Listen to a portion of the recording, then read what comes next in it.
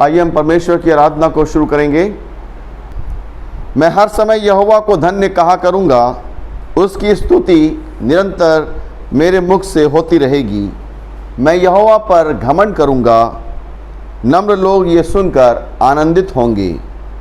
मेरे साथ यहोवा की बड़ाई करो और आओ हम मिलकर उसके नाम की स्तुति करें। आइए हम प्रार्थना करें। हमारे जीवित महान अनुग्रहकारी दयालु पिता परमेश्वर, बड़े धन्यवाद दीनता के साथ प्रभु एक बार फिर से हम आपके पास आते हैं। धन्यवाद देते हैं प्रभु आज के दिन के लिए, समय के लिए, सुंदर संगति के लिए जो आपने अपने पुत्र यीशु मसीह में होकर हमें से हर एक को प्रदान किया। धन्यवाद देते हैं पिता परमेश्वर कि आप हमारे परमेश्वर हैं। आप हमें जीवन देते हैं, जीवन की हर एक बातों को पूरा करते हैं। और आज का ये सुंदर दिन देखने का आपने एक बार फिर से हमें मौका दिया कि हम आज आपके समीपता में आकर आपकी हम्द और सिताइश कर सकें।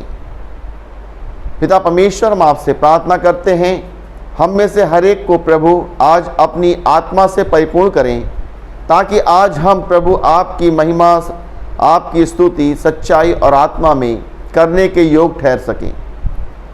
आज की इस आराधना को आपके पवित्र हाथ में सौंपते हुए प्रार्थना विनती प्रभु यीशु मसीह नासरी के नाम में मांगते हैं, आमीन।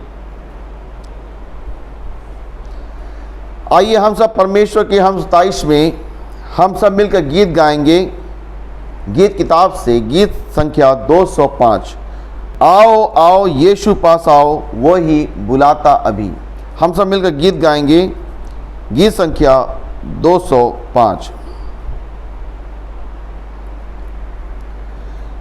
आओ आओ यीशु पास आओ, वो ही बुलाता अभी। आओ आओ यीशु पास आओ, वो ही बुलाता अभी। थके मांद जो बो से दबे हो, मुक्ति दाता यीशु पास आओ। थके मांद जो बो से दबे हो, मुक्ति दाता यीशु पास आओ। आओ आओ यीशु पास आओ, वो ही बुलाता अभी। यीशु मसीह की पुकार को सुनकर ध्यान क्यों देते नहीं। यीशु मसीह की पुकार को सुनकर ध्यान क्यों देते नहीं। जग में कितनी मुसीबत उठाते, मेहनत करते चैन नहीं पाते।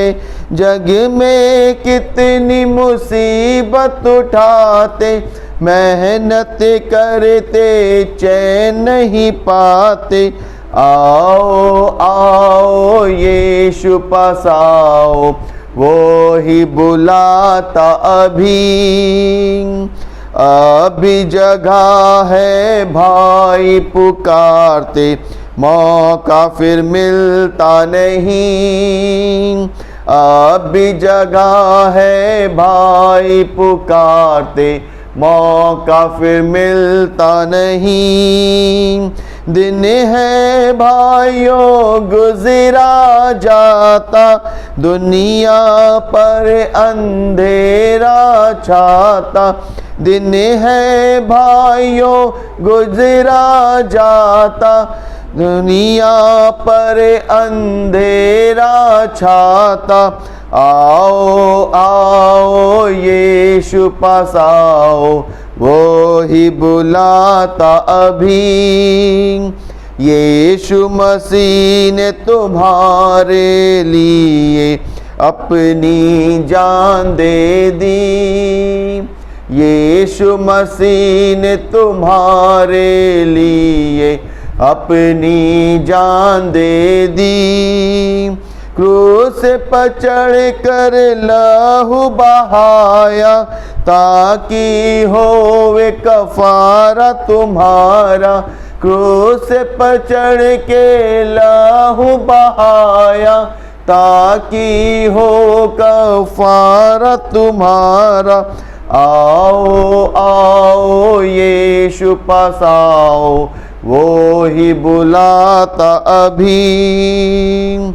यीशु मसीह के नाम के सिवाय मुक्ति मिलती नहीं।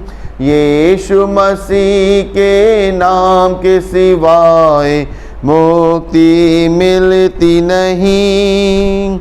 उसी में है पाप से रिहाई, वही देता खुशी है भाई। उसी में है पाप से रिहाई, दो ही देता खुशी भाई। आओ आओ यीशु पास आओ, वो ही बुलाता अभी। परमेश्वर धन्यवाद हो कि परमेश्वर ने हम सबको आज का दिन दिखाया है, और आज ये मुबारक दिन है क्योंकि आज पाक दिन है, विश्राम दिन है। तो आइए हम प्रभु के समीपता में हैं और हम जानते हैं कि प्रभु हमारे साथ है। उसने हमसे वादा किया है कि जहाँ कहीं भी मेरे नाम से 2 या 3 लोग एकत्र होंगे, मैं उनके बीच में होऊंगा। यह हमारा प्रभु का वादा है और हम उसकी उपस्थिति में हैं। तो आइए हम अपनी गलतियों के लिए क्षमा याचना करें और हम प्रार्थना करें। सर्वोच्च महान सर्वशक्तिमान पिता परमेश्वर, हम आपके बच्चे आपके चरणों में आते हैं। हम जानते हैं प्रभु कि आपने हमारे गलतियों को माफ़ किया उस क्रूस के ऊपर। आपने अपना पवित्र बलिदान दिया हम मानव के लिए, और आपने हमारे पापों से हमें क्षमा प्रदान करी। प्रभु, हम आपके पास आते हैं और आपसे प्रार्थना करते हैं कि जाने अनजाने में हमसे यदि कोई भी गलती या गुनाह हुआ, उसके लिए हम क्षमा चाहते हैं। आप हमारी हर गलतियों से हमें क्षमा करें और हमें प्रभु अपने समीपता में बनाए रखें, ताकि हम प्रभु आपके संग संग आगे बढ़ने के योग ठहरें। हम जानते हैं प्रभु, आप हमारे परमेश्वर पिता हैं जो सदा हमसे प्यार करते हैं और हमारी हर एक आवश्यकताओं की पूर्ति करते हैं। प्रभु, हम आपसे प्रार्थना करते हैं कि आज दिन भर आप अपनी आशीषों से हमें भरपूर रखें और हमें आप आनंद दें, शांति दें, कि हम उस आनंद में बने रहते हुए आपकी बड़ाई और आपकी प्रशंसा आज दिन भर करने के योग ठहर सकें। धन्यवाद देते हैं प्रभु, आपने हमारी गलतियों से हमें क्षमा किया। हम इसके लिए आपको धन्यवाद देते हैं और ये प्रार्थना विनती अपने उद्धारकर्ता यीशु नासरी के नाम में मांगते हैं, आमीन। आइए हम सब परमेश्वर के पवित्र वचन से निकालेंगे। परमेश्वर का पवित्र वचन जो मैंने चुना है आज, मत्ती की सुसमाचार उसका 21वां अध्याय, मत्ती की सुसमाचार उसका 21वां अध्याय, उसके 33 पद से लेकर अध्याय के अंत तक। मत्ती की सुसमाचार उसका 21वां अध्याय 33 पद से लेकर अध्याय के अंत तक। एक और दृष्टांत सुनो। एक गृह स्वामी था जिसने दाख की बारी लगाई, उसके चारों ओर बाड़ा बांधा, उसमें रस का कुंड खोदा और गुम्बद बनाया, और किसान को उसका ठेका देकर परदेश चला गया। जब फल का समय निकट आया तो उसने अपने दासों को उसका फल लाने के लिए किसानों के पास भेजा, पर किसानों ने उसके दासों को पकड़ के किसी को पीटा, किसी को मार डाला और किसी पर पथराव किया। फिर उसने पहलों से अधिक और दासों को भेजा और उन्होंने उनसे भी वैसा ही किया। अंत में उसने अपने पुत्र को उनके पास ये सोचकर भेजा कि वो मेरे पुत्र का आदर करेंगे। परंतु किसानों ने पुत्र को देखकर आपस में कहा, ये तो वारिस है, आओ इसे मार डालें और इसकी मिरास ले लें। अतः उन्होंने उसे पकड़ा और दाख की बारी के बाहर निकालकर मार डाला। इसलिए जब दाख की बारी का स्वामी आएगा तो उन किसानों के साथ क्या करेगा? उन्होंने उससे कहा, वो उन बुरे लोगों को बुरी रीति से नष्ट करेगा और दाख की बारी का ठेका दूसरे किसानों को देगा, जो समय पर उसे फल दिया करेंगे। यीशु ने उनसे कहा, क्या तुमने कभी पवित्र शास्त्र में ये नहीं पढ़ा, जिस पत्थर को राजमिस्त्रियों ने निकम्मा ठहराया था, वही कोने के सिरे का पत्थर हो गया। ये प्रभु की ओर से हुआ और हमारी दृष्टि में अद्भुत है। इसलिए मैं तुमसे कहता हूँ कि परमेश्वर का राज तुमसे ले लिया जाएगा और ऐसी जाति को उसका फल लाए दिया जाएगा। जो इस पत्थर पर गिरेगा वो चकनाचूर हो जाएगा और जिस पर वो गिरेगा उसको पीस डालेगा। प्रधान याजक और फरीसी उसके दृष्टांतों को सुनकर समझ गए कि वो उनके विषय में कहता है, और उन्होंने उसे पकड़ना चाहा, परंतु लोगों से डर गए क्योंकि वे उसे भविष्यद्वक्ता मानते थे। ये प्रभु यीशु ख्रीष्ट का सुसमाचार है। आइए हम वचन के लिए प्रार्थना करेंगे।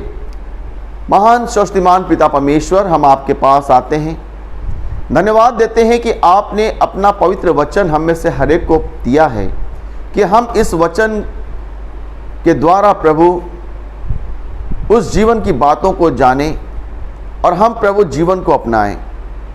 प्रभु आज अपने वचन को हमारे बीच में आप अपनी आत्मा के द्वारा दें, ताकि प्रभु आज हम आपकी आत्मा के द्वारा वचन को सुने और हम उसको ग्रहण करें। प्रभु जी, आपका वचन हमारे अंदर अधिकाई से बसे और 100 गुना फलवंत हो। सुनने और सुनाने वाले दोनों पर आपकी कृपा कायम रहे। यीशु नासरी के नाम में मांगते हैं, आमीन। परमेश्वर का धन्यवाद हो मेरे अजीज़ों। सचमुच परमेश्वर ही है जो हमें अवसर देता है कि हम अपने जीवन में हर खुशी के पल को महसूस करें और हम उसको धन्यवाद दें। आज ये पवित्र दिन है और हम आज परमेश्वर की आराधना करते हैं। परमेश्वर है जो हमसे प्यार करता है और हमारी सुधि लेता है। परमेश्वर ने अपना पवित्र वचन हमें दिया इसलिए कि हम वचन के अनुसार जीवन को जिएं। मैं आपको बताना चाहता हूं कि परमेश्वर के वचन से हटकर हम कुछ नहीं कर सकते। परमेश्वर के वचन के अनुसार अगर हम कार्य नहीं करेंगे तो हम परमेश्वर के राज्य के योग्य नहीं होंगे। परमेश्वर का वचन इसीलिए दिया गया है और यही एकमात्र ऐसा आधार है हमारे जीवन में जो हमें परमेश्वर के साथ जोड़ता है और हमें हर चीज को दिखाता है। मेरे अजीजों, आज का वचन जो मैंने आपके सम्मुख पढ़ा, ये एक ऐसा वचन है कि इसको पढ़ने के पश्चात हम अपने जीवन में अपना मूल्यांकन कर सकते हैं कि हम किस जगह स्थित हैं, हम किसके हैं। वचन कहता है मेरे प्रियो कि एक दृष्टांत सुनो। यहाँ पर एक दृष्टांत के बारे बताया गया है। एक गृह स्वामी है जिसने अपने खेत में एक दाख की बारी लगाई और उसके चारों ओर बाड़ा बांधा और रस का कुंड खोदा और गुंबद बनाया और किसानों को उसका ठेका देकर परदेश चला गया। और ये जो गृह स्वामी है, ये जो है, ये हमारा परमेश्वर है। परमेश्वर ने एक दाग की बारी लगाई। परमेश्वर ने संसार में अपने लोगों को स्थित किया। ये दाग की बारी क्या है? ये कौन है? दाग की बारी किससे संबंधित है? अगर आप परमेश्वर के पवित्र कलाम से पढ़ेंगे, मेरे साथ अगर आप निकालें, तो आपको मालूम चलेगा। यशायाह नबी की पुस्तक उसका 5वां अध्याय लिखा हुआ है 7वें पद में, क्योंकि सेनाओं के यहोवा की दाग की बारी तो इस्राएल का घराना है और उसका प्रिय पौधा यहूदा के लोग हैं, और उसने उनमें न्याय की आशा की, परंतु अन्याय दिखाई पड़ा। उसने धर्म की आशा की, परंतु उसे चिल्लाहट ही सुनाई पड़ी। मेरे प्रियो, परमेश्वर के दाग की बारी इस्राएल जाति है, और परमेश्वर ने अपने कौम को फलवंत होने के लिए बुलाया है, उसको बढ़ाने के लिए बुलाया है।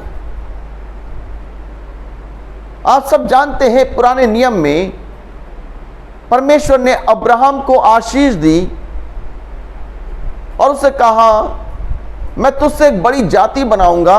और आप इस वचन के द्वारा जान सकते हैं कि परमेश्वर ने उसको संतान दी इसहाक के रूप में। इसहाक से 2 बेटे हुए, एसाव और याकूब। और यही याकूब जो था, उसको परमेश्वर ने आशीष दी और उसको इस्राएल नाम दिया। परमेश्वर ने अब्राहम से जो वाचा बांधी थी, प्रतिज्ञा की थी, उसको हम देखते हैं इस्राएल के रूप में। आज भी वो कौम परमेश्वर की कौम मानी जाती है, परमेश्वर के लोग जाने जाते हैं। परमेश्वर ने अपने लोग को एक बाड़े के अंदर सुरक्षित रखा है। आज भी वचन कहता, जो कोई परमेश्वर पर विश्वास करता है, वो उस बाड़े के अंदर सुरक्षित पाया जाता है।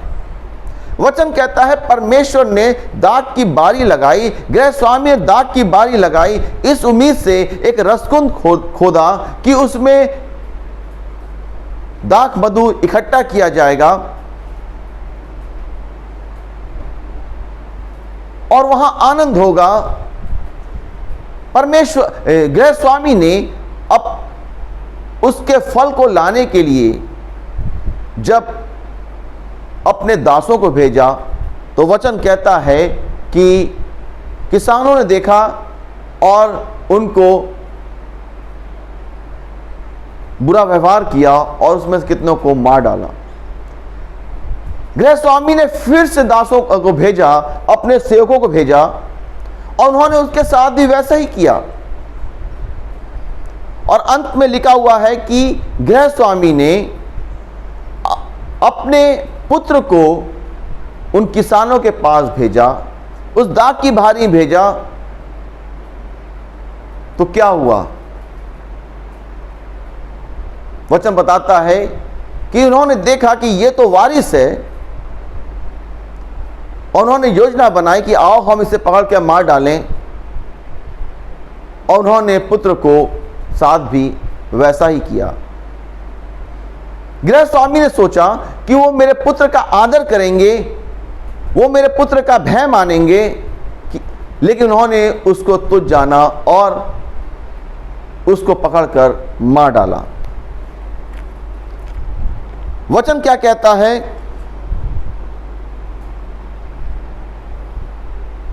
वचन कहता है कि उन्होंने सोचा ये तो वारिस है, और हम इसको मार डालें और इसकी सारी मिरास जो है वो हम ले लें।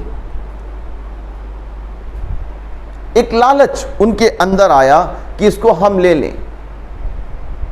वचन कहता है कि क्या होगा जब गृह स्वामी आएगा, तो वो किसानों के साथ क्या करेगा? उन्होंने उससे कहा, वचन कहता है कि वो उन बुरे लोगों को बुरी रीति से नष्ट करेगा। हालेलुया। मेरे प्रियो, बुरे लोगों को बुरी रीति से नष्ट करेगा। कौन है बुरे लोग जो नष्ट किए जाएंगे? जब गृह स्वामी आएगा तो उन बुरे लोगों को नष्ट करेगा। वे वो लोग होंगे जिन्होंने गृह स्वामी का आदर नहीं किया, उसकी बात को नहीं माना, उसके लोगों के साथ अन्याय किया, यहां तक उसके पुत्र के साथ भी अन्याय किया और उसको भी मार डाला। और उन्होंने सोचा कि सारे वारिस जो है वो मिरास जो है वो हम ले लें। वो उस गृह स्वामी की चीजों पर सब कुछ अपना करना चाहते थे। और वचन बताता है मेरे प्रियो, पृथ्वी और जो कुछ उसमें है वो सब कुछ परमेश्वर का है, हमारा और आपका कुछ नहीं है। आज दुनिया में क्या है, आप देखिए कि आज दुनिया में हर इंसान इस संसार को पाना चाहता है, संसार की मिरास को लेना चाहता है। इसके लिए वो क्या करता है कि वो दूसरों के साथ छल करता है, दूसरों के चीज़ों को वो छल से ले लेता है, और यहाँ तक कि वो किसी का हत्या करके उसके धन दौलत को समेट लेता है। वो अमीर बनना चाहता है, वो बहाना चाहता अपने आप को, वो दिखाना चाहता है कि ये सब कुछ मेरा है। लेकिन वचन क्या कहता है, आप देखिए कि वचन कहता है कि एक धनवान व्यक्ति के घर में बहुत सी फसल हुई, बहुत उसके घर आशीषें आई, और उसने क्या कहा, हे मेरी जान खा पी मौज कर, क्योंकि तेरे लिए तो बरसों तक का सामान उपलब्ध है। और वचन कहता है कि परमेश्वर का वचन उसके पास उसी घड़ी पहुंचा और उससे कहा कि हे मूर्ख, आज ही तुझसे तेरा प्राण ले लिया जाएगा। मेरे प्रियो, परमेश्वर की सृष्टि परमेश्वर की है, उस पर हम कहीं से भी अपना अधिकार नहीं कर सकते हैं। परमेश्वर ने हर चीज आपके लिए दी है कि आप उसका उपयोग करें, ना कि उसको तबाह करें। मेरे प्रियो, वचन कहता है क्या, जो निकम्मा ठहरेगा वो नष्ट किया जाएगा, लेकिन जो परमेश्वर की दृष्टि में सही होगा उसको क्या मिलेगा। वचन कहता है 43 पद में, इसलिए मैं तुमसे कहता हूं कि परमेश्वर का राज्य तुमसे ले लिया जाएगा और ऐसी जाति को जो उसका फल लाए दिया जाएगा। मेरे प्रियो, परमेश्वर ने आपको फलवंत होने के लिए बुलाया है, आपके अंदर फल को दिखाने के लिए बुलाया कि आप फल दिखाएं अपने अंदर से, आप कुछ दिखाएं, कुछ बनाएं, परमेश्वर में कुछ करें, जिससे कि आप दिखा सकें जब स्वामी आएगा। दुनिया में अगर हम देखें तो कोई मालिक कहीं कोई इंसान किसी यहां पे कार्य करता है तो वो कैसे बड़ा होता है, वो अपने मालिक को कैसे खुश करता है। वो अपने मालिक को खुश तब करता है जब वो उसके आज्ञा के अनुसार कार्य करता है, विश्वास योग्यता में बना रहता है, उसका वो दिल जीत लेता है और वो कुछ चीज को जो उसको मिली है उसको और बढ़ाकर उसको दिखाता है। जैसे कि आप अगर मत्ती 25 अध्याय में अगर आप पढ़ेंगे, वहां पर लिखा हुआ है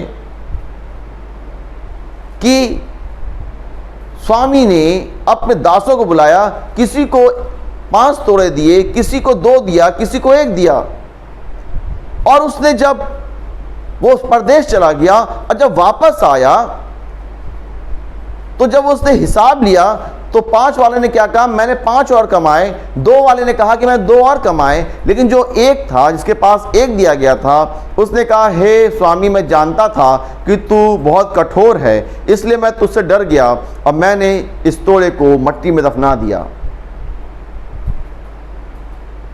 स्वामी क्या करेगा, उससे कहेगा, हे दुष्ट और आलसी दास, तेरे लिए भला होता कि तू उसको सर्राफों को देता, तो मैं आकर उनसे कुछ और पा जाता। अब इसका तोड़ा उसको दो जिसने 5 कमाए, और इसको बाहर अंधियारे में डाल दो। यही न्याय होगा। परमेश्वर ने हमें तोड़े दिए हैं। परमेश्वर ने हमें संसार में रखा है किस लिए? कुछ बढ़ाने के लिए, अपने जीवन में उन्नति करने के लिए, परमेश्वर के राज का विस्तार करने के लिए, दूसरों के साथ भलाई करने के लिए, दूसरों के साथ सहायता करने के लिए, दूसरों को सहायता पहुंचाने के लिए। मेरे प्रियो, आप इस बात को समझें। परमेश्वर का वचन कहता है कि दाग की बारी लगाई। दाग जो है कि बारी जो है वो इस्राएल जाति है। मेरे प्रियो, परमेश्वर ने अपनी जाति को आशीषित किया है। परमेश्वर ने उसके साथ प्रतिज्ञा बांधी है, उसको कोई छू नहीं सकता। उसके चारों परमेश्वर ने बाड़ा बांधा है। आज भी वो बाड़ा हमारे चारों ओर है। क्यों? क्योंकि हम उसी परमेश्वर पर विश्वास करते हैं। और जो परमेश्वर विश्वास करता है, जो परमेश्वर से प्रेम करता है, वो उस बाड़े में आ जाता है, वो उस इस्राएल कौम में शामिल हो जाता है। आपको मालूम, जक्कई के बारे में आपने सुना होगा। जक्कई एक महसूल लेने वाला व्यक्ति था। लोग उसको घृणित नजरों से देखते थे। लोग उसको कहते थे ये पापी इंसान है, ये तो महसूल लेता है, लोगों का लूट लेता है। जब प्रभु यीशु मसीह आया, जक्कई उसको अपने घर ले गया और उससे क्या कहा, आप वहां पे गौर फरमाइए। उसने कहा, हे प्रभु, मैं जिसका जितना लेता हूं उसका 4 गुना फेर देता हूं। हालेलुया। उसको एहसास हो गया कि मैंने गुनाह किया। कब? जब उसने प्रभु को देखा। हालेलुया। जब उसने यीशु मसीह को देखा, उसको एहसास हो गया कि मैं गुनहगार हूं। मेरे प्रियो, जब हम अपनी दृष्टि प्रभु यीशु मसीह पर लगाते हैं, हमें यह एहसास होता है कि मैं तो गुनहगार इंसान हूं, मैंने तो गुनाह किया, और हम डरने लगते हैं। लेकिन मैं आपको बताऊं, प्रभु हमें संभालता है, प्रभु हमें अपने हाथों में लेता है। उस प्रभु ने क्या कहा कि आज इस घर में उद्धार आया है, क्योंकि ये भी अब्राहम की संतान है। मेरे प्रियो, वो भी अब्राहम की संतान है। क्यों? क्योंकि उसने प्रभु यीशु मसीह को देखा, जाना और उसको ग्रहण किया। हालेलुया। आज हम जब प्रभु यीशु मसीह को देखते हैं, उसको जानते हैं और उसको ग्रहण करते हैं, मेरे प्रियो, हम उस अब्राहम की संतान में शामिल हो जाते हैं। हम उस दाग की बारी में आ जाते हैं और हम एक पौधे के समान आ जाते हैं। दाग की बारी में हम लगा दिए जाते हैं फलवंत होने के लिए, फलवंत होने के लिए। मेरे प्रियो, अगर आप पढ़ेंगे तो वचन में लिखा हुआ है, पुराने नियम में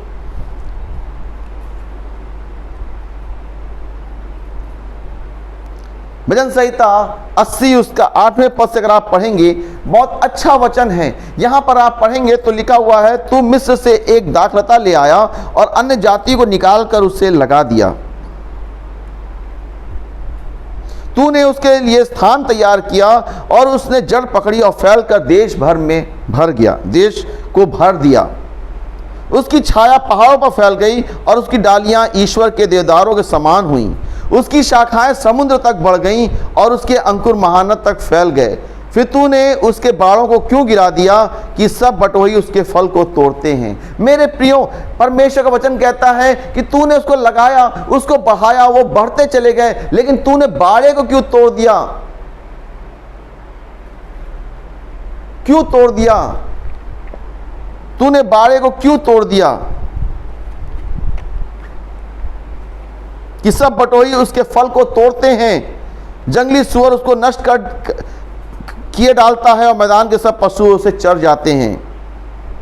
हे सेनाओं के परमेश्वर, फिर आ, स्वर से ध्यान देकर देख और इस दाखलता की सुधि ले। मेरे प्रियो, हम और आप उस इस्राएल की दाखलता हैं, उस कौम में हम शामिल हैं, हम परमेश्वर के हैं। क्यों? क्योंकि जब हम प्रभु यीशु मसीह पर विश्वास करते हैं कि उसने हमारे लिए अपना बलिदान दिया, वो हमारा प्रभु है, वो राजाओं का राजा है, वो प्रभुओं का प्रभु है, हम प्रभु के उस कौम में शामिल होते हैं। प्रभु हमें अपनी संतान बनाता है।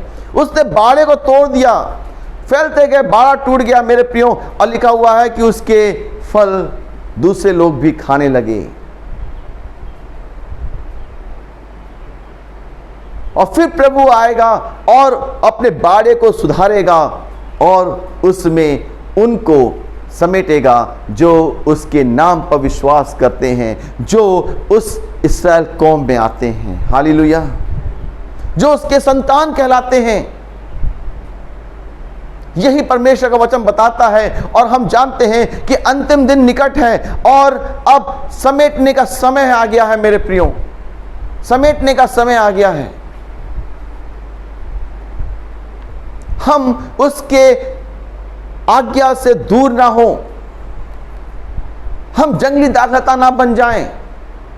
परमेश्वर चाहता हम वो दाखलता बने जिसमें फल आता है। स्वाभाविक सी बात है मेरे प्रियो, जिस डाल में फल आता है हमारा ध्यान वहां ज्यादा लगता है, और जो डाल जंगली फल को दिखाती है उसको हम क्या करते हैं? हम स्वयं उसको काट डालते हैं, हम स्वयं उसको काट डालते हैं। परमेश्वर ने आपको वो डाली बनाई है कि आपको उस डाली में अपने फल को प्रकट करना है। यूहन्ना सुसमाचार के 15 अध्याय में क्या कहा गया? प्रभु यीशु मसीह ने कहा, सच्ची दाखलता मैं हूं, तुम डालियां हो, और मेरा पिता किसान है, वो उसको छांटता है ताकि वो और फले। फलने के लिए छांटा जाता है ताकि वो और फले। और जो डाली फल नहीं लाती उसके साथ क्या करता है? वो उसको काटता है और आग में झोंक देता है। मेरे प्रियो, अगर फल नहीं है तो शायद हम परमेश्वर के राज के योग नहीं हैं, हम परमेश्वर के राज में जाने के योग नहीं हैं।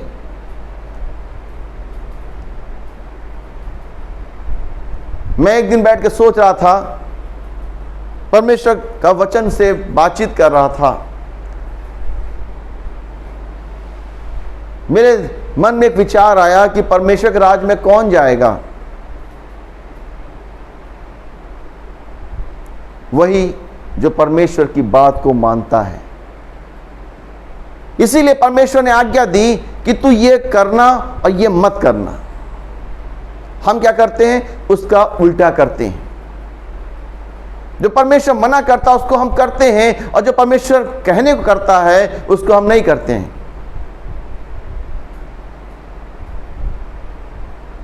मेरे प्रियो, परमेश्वर ने क्या कहा आपको मालूम? पवित्र बनो जैसा मैं पवित्र हूं। प्रभु यीशु मसीह का पवित्र बनो जैसा मैं पवित्र हूं, यानी हमें पवित्रता की श्रेणी में अपने आप को लाना है। और आपको मालूम, स्वर्ग कौन गया? प्रभु यीशु मसीह गया। क्यों गया? क्योंकि वो पवित्र है। हालेलुया। हम जब तक अपने आप को पवित्र नहीं करेंगे, हम स्वर्ग के राज्य में प्रवेश नहीं करेंगे।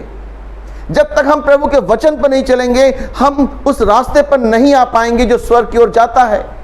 क्योंकि वचन ही वो मार्ग है जो आपको बताता है कि प्रभु यीशु मसीह मार्ग, सत्य और जीवन है। बिना उसके हम प्रवेश नहीं कर पाएंगे स्वर्गीय स्थान में।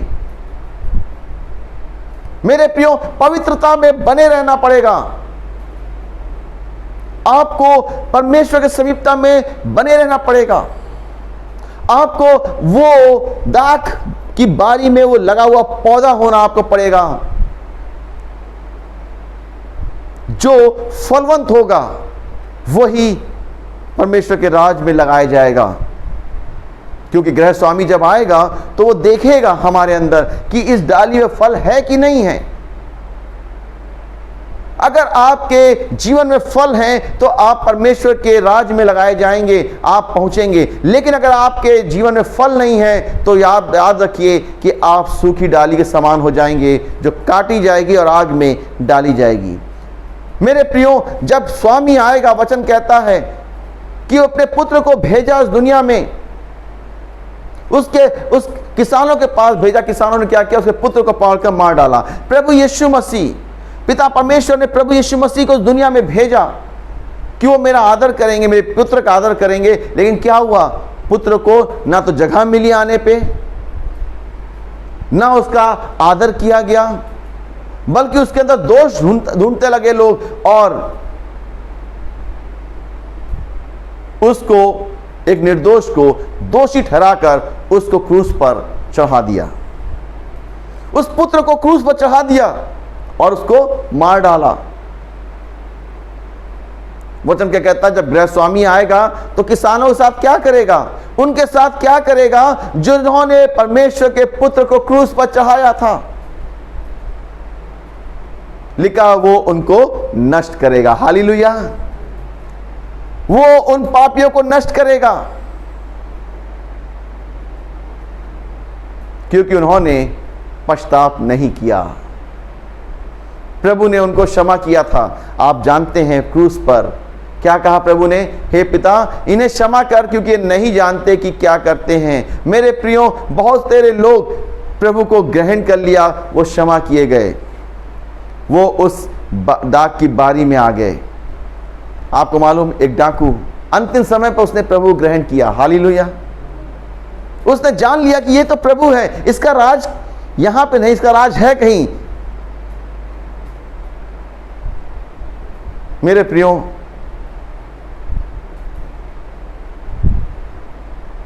पवित्र जीवन नहीं होगा, हम स्वर्ग में प्रवेश नहीं कर पाएंगे। स्वर्ग में प्रवेश करने के लिए आपको प्रभु यीशु मसीह के समान पवित्रता वाला जीवन जीना पड़ेगा, तभी आप उस राज में प्रवेश कर सकते हैं। वहां पर पवित्रता ही भरी है। स्वर्ग स्थान में अपवित्र का कोई भी स्थान नहीं है। इसलिए प्रभु ने बोला है, पवित्र बनो जैसा मैं पवित्र हूं। हम इसको बहुत हल्के में लेते हैं, हम इस पर विचार नहीं करते। हम संसार में रहकर गुनाह करते हैं, पाप करते हैं और हम अंधकार में बढ़ते चले जाते हैं। हम परमेश्वर के नियम को तोड़ते हैं, हम परमेश्वर से दूर होते हैं, हम परमेश्वर समीपता में नहीं आते हैं, हम उसकी आराधना नहीं करते हैं, हम उससे प्रार्थना नहीं करते हैं, हम उसकी बातों को नहीं मानते हैं। मेरे प्रियो, समय आएगा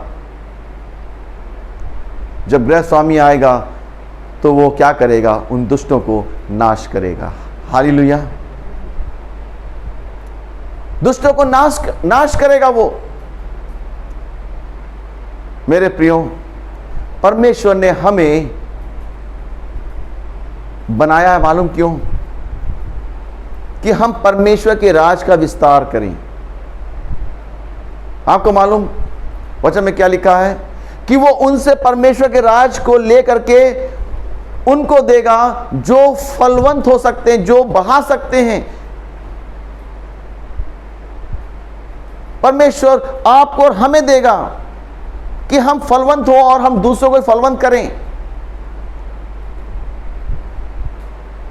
हम क्या करते हैं? हम एक जगह बैठे रहते हैं और हम सोचते हैं कि हम प्रभु को प्यार करते हैं, हम प्रभु की आराधना करते हैं, हम सोचते हैं हमने बहुत बड़ा काम कर लिया, हमने विश्वास किया, हम स्वर्ग जाएंगे। नहीं मेरे प्रियो, अगर हम ऐसा सोचते हैं तो शायद हम गलत सोचते हैं। क्यों?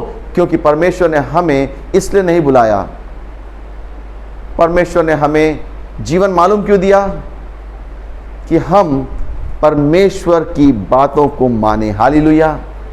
परमेश्वर के निकटता में रहकर उसके लिए कार्य करें। प्रभु यीशु मसीह इसका सबसे बड़ा उदाहरण है। परमेश्वर का पुत्र, आप देखिए, जिसके पास सारा अधिकार दिया गया, उसको भी काम करना पड़ा दुनिया में आकर के। उसने दुनिया में आके काम किया। क्या वचन कहता है? कि मनुष्य को सर रखने की जगह नहीं है।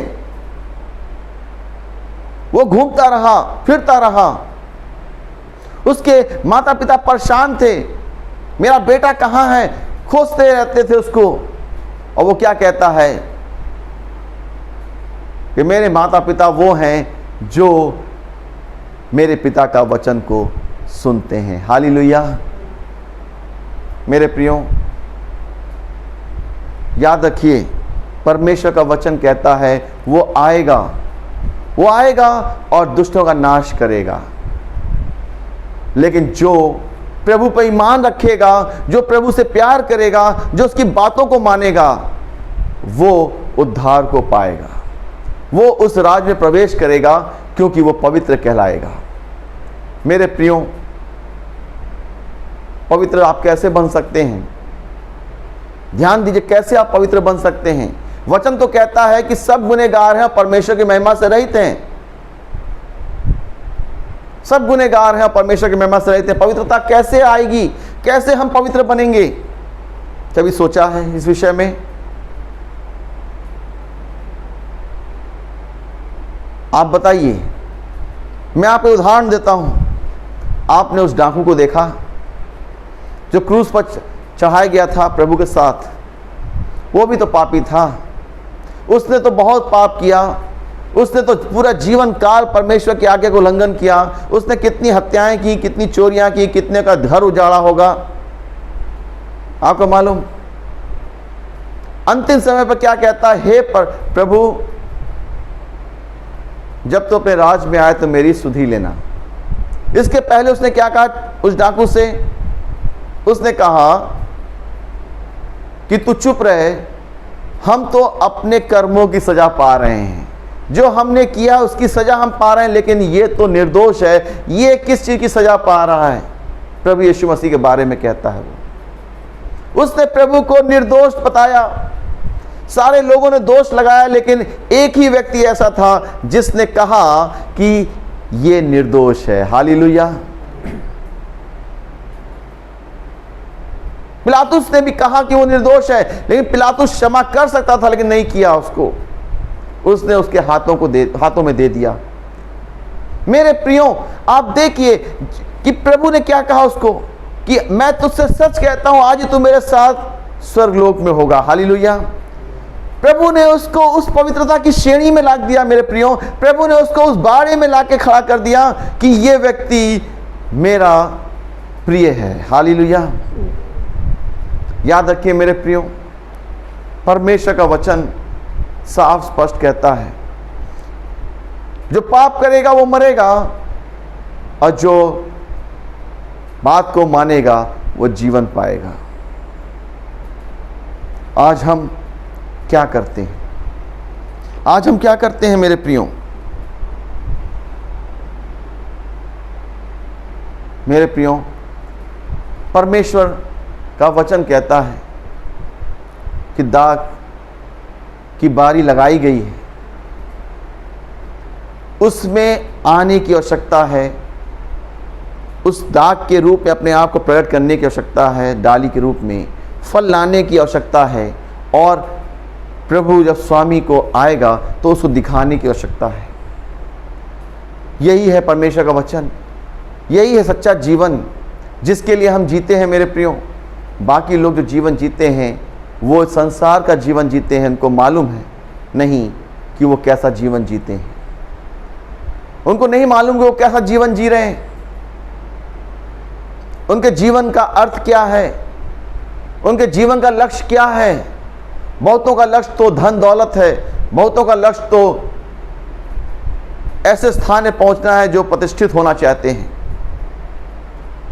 लेकिन मेरे प्रियो, हमारा आपका लक्ष्य क्या है? हमारा आपका लक्ष्य स्वर्गीय स्थान है। हालेलुया। हमारा आपका लक्ष्य वो अनंत जीवन है। हालेलुया। हमारा आपका लक्ष्य जो है वो प्रभु के साथ रहना है। हालेलुया। मेरे प्रियो, याद रखिए, परमेश्वर का वचन कहता है कि जब गृह स्वामी आएगा तो वो क्या करेगा? वो उन दुष्टों का नाश करेगा। अगर आपने अपने आप को पवित्र नहीं किया, आपने अपने आप को उस श्रेणी में नहीं लाया, आपने अपने आप को उस दाग के रूप में प्रकट नहीं किया, डाली के रूप में, तो याद रखिएगा आप उस दुष्ट की श्रेणी में आएंगे। और वचन साफ कहता है मेरे प्रियो कि जब गृह स्वामी आएगा तो वो उन दुष्टों का नाश करेगा। इसलिए याद रखिए, परमेश्वर वचन कहता है कि पवित्र बनो जैसा मैं पवित्र हूँ। पवित्रता में बने रहना है, फलवंत होना है, उस आत्मा के फल को प्रकट करना है, उस प्रेम को दिखाना है जैसा प्रभु यीशु मसीह ने दिखाया है। हम नफरत करते हुए जिंदगी नहीं जी सकते। हम नफरत करके हम स्वर्ग की राज में प्रवेश नहीं कर सकते हैं। हम छल करके परमेश्वर के राज में प्रवेश नहीं कर सकते हैं। हम कितना भी अपने आप को धार्मिकता की श्रेणी में ला खड़ा कर दें, न्याय तो परमेश्वर करेगा। हम और आप न्याय नहीं कर सकते अपना। वही बताएगा कि कौन धार्मिकता में है और कौन अधार्मिकता में है। वही बताएगा कि कौन स्वर्ग में जाएगा और कौन नरक का भागीदार होगा। मेरे प्रियो,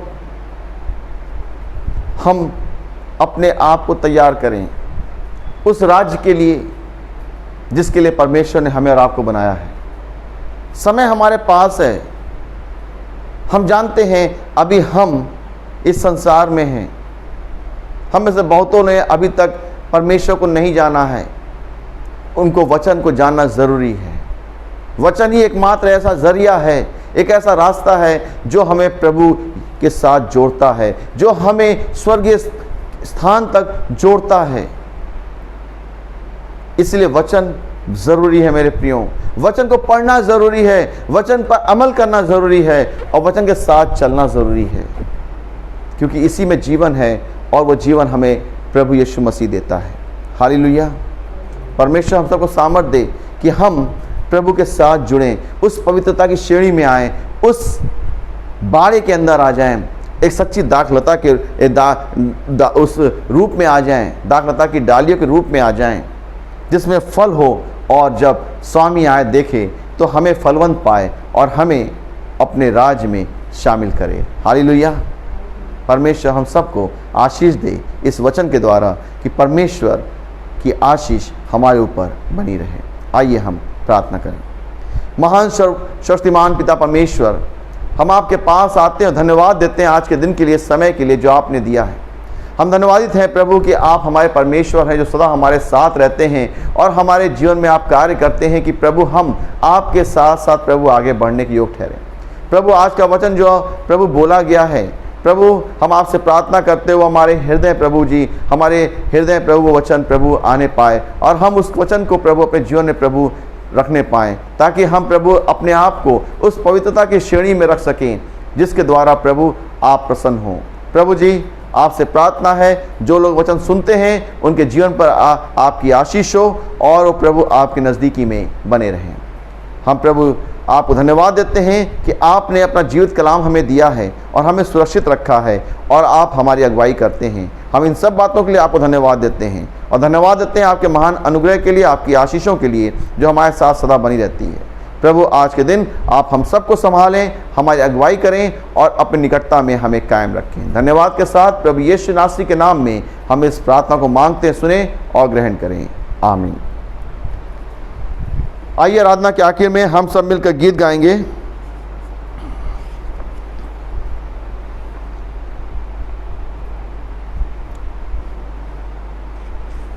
आराधना के आखिर में हम सब मिलकर गीत गाएंगे। गीत संख्या 268, 268, सॉन्ग नंबर 268। यीशु के पीछे कौन हो लेता, अपनी सलीब कौन उठाएगा। यीशु के पीछे कौन हो लेता, अपनी सलीब कौन उठाएगा। कौन अब तैयार है, अभी पुकार है, कौन ताज आसमानी पाएगा। कौन है तैयार, अभी तैयार। यीशु के पीछे कौन हो लेता, यीशु के पीछे कौन हो लेता।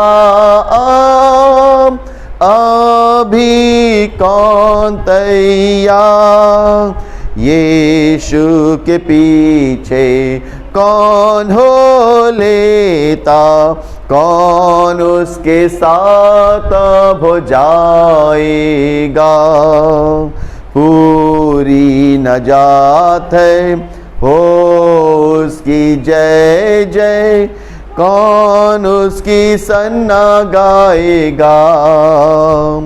कौन है तैयार अभी तैयार, यीशु के पीछे कौन हो लेता।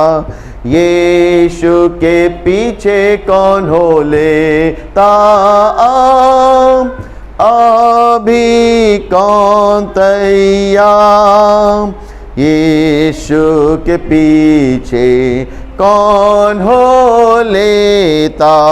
तकलीफ और दर्द में गरास्ता हो, गुनाह को छोड़ के बंद उसके तोड़ के, कौन आपको देता यीशु को। कौन है तैयार अभी तैयार, यीशु के पीछे कौन हो लेता। यीशु के पीछे कौन हो लेता। अभी कौन तैयार, यीशु के पीछे कौन हो लेगा। जब तक न पहुँचे हम यरदन की नाम, फतह में कामिल कौन होगा शामिल। पहुँचेंगे जब हम यरदन पार, मैं हूँ तैयार अभी तैयार। यीशु के पीछे मैं हो लूँगा, यीशु के पीछे मैं हो लूँगा। अभी हूँ तैयार। आइए हम प्रार्थना करेंगे। महान शक्तिमान पिता परमेश्वर, हम धन्यवाद के साथ आपके पास आते हैं, धन्यवाद देते हैं प्रभु आज के समय के लिए, सुंदर संगति के लिए, आपकी महान उपस्थिति के लिए प्रभु जो हमारे साथ है। प्रभु जी हम धन्यवाद देते हैं आज के पवित्र वचन के लिए जो आपने हमें दिया है। प्रभु जी आज वचन के द्वारा अपनी आशीष हमें दें, अपनी सामर्थ दें, ताकि हम वचन के अनुसार जीवन जिएं और इस पृथ्वी पर आपके नाम को महान कर सकें।